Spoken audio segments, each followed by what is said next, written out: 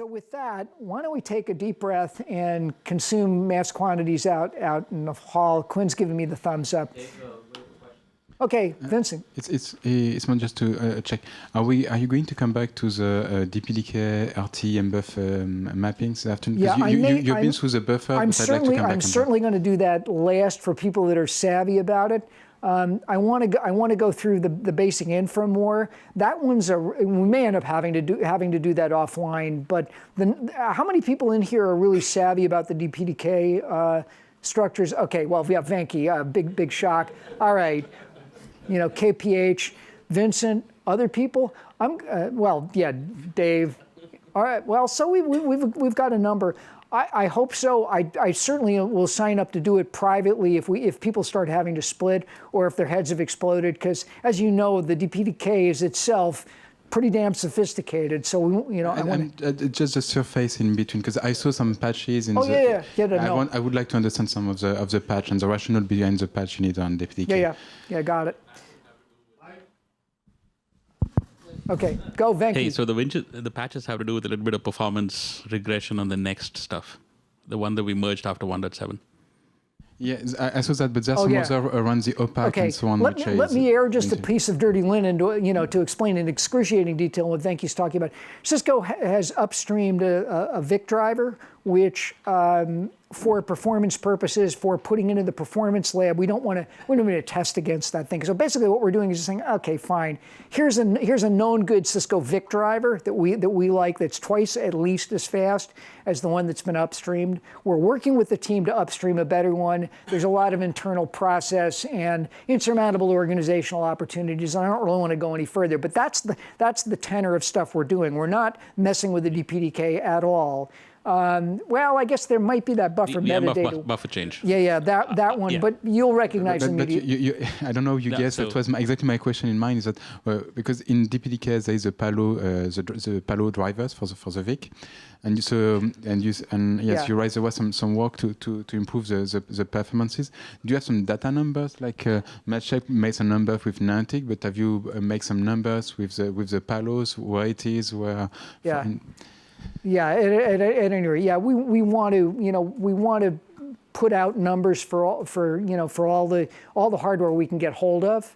Hopefully, as the continuous performance lab takes shape, we'll be able to get one of sort of play Noah's Ark, where we get two of everything and make the numbers public, because we want people to know where their drivers sit. And I have no agenda about it. I want hardware vendors to improve their drivers, because it just moves the industry forward. So yeah, we'll make it absolutely obvious. Damian can probably walk you through that patching stuff as well as anybody, because he's the guy really put it together. But we're not, we're by no means randomly messing around in the DPDK, and we expect to take the number of those patches to zero as soon as possible. That's how I feel about it. Now, reality bites sometimes, and it'll be a while. So maybe just a quick comment to support what Dave said. Is magic. The whole purpose of the CPL lab is to actually measure, count, and publish those performance numbers for the hardware. So that's really one of the key goals for the CPL, and this includes checking the drivers, checking basically the full technology stack. Well, checking the graph nodes too. So that's not only Dave's opinion, that's also my opinion.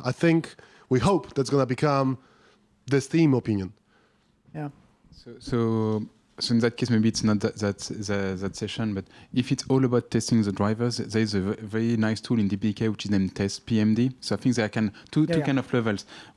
What kind of IOs can we get out of, let's say, the pure drivers, and then what the cost of the VPP frameworks when we do, for instance, a max swap directly on top of the Ethernet ports. Well, this max swap, by the way, I would assume to be atrocious, because it's done the stupidest possible way. But something light enough just to check the layers. Yeah, well, so just to translate to guys who don't really talk code, brief code, and leave code every day like me, you're proposing to actually test a subsystem? Yes? I'm not proposing to do. Okay, but you're saying that there are tools to be able to test the subsystem, yes? Yeah. So I think that's something that we should for sure consider. Yeah, definitely. There's no good reason to not use the DPDK test tool. To sort of say, okay, to my left, to my right, you've buggered something up the stack or whatever, rather than down in the driver. So yeah, I'd be fine with that. It's a simple matter of programming.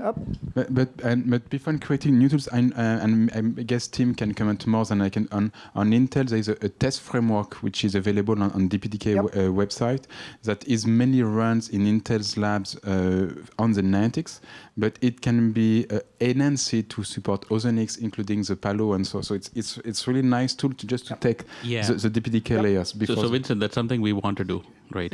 Take the Waterman's test framework and the automated test when you check in a patch, right, and run it through that system. And I think we need to expand that beyond what we've got. And there are some metrics that we want to build in under that will actually give you in a sub-component level. So, for example, if your IPC went down, IPC went up, we want to build that in as well. We need to monitor it. Yeah. So, but we will do that one. Yeah. Sure. Over a period of time, I'm really hoping that we can move the two communities closer together, because, as you'll see, even at the buffer metadata level, there's it would be great if we could agree on a common framework so that we can. Yeah.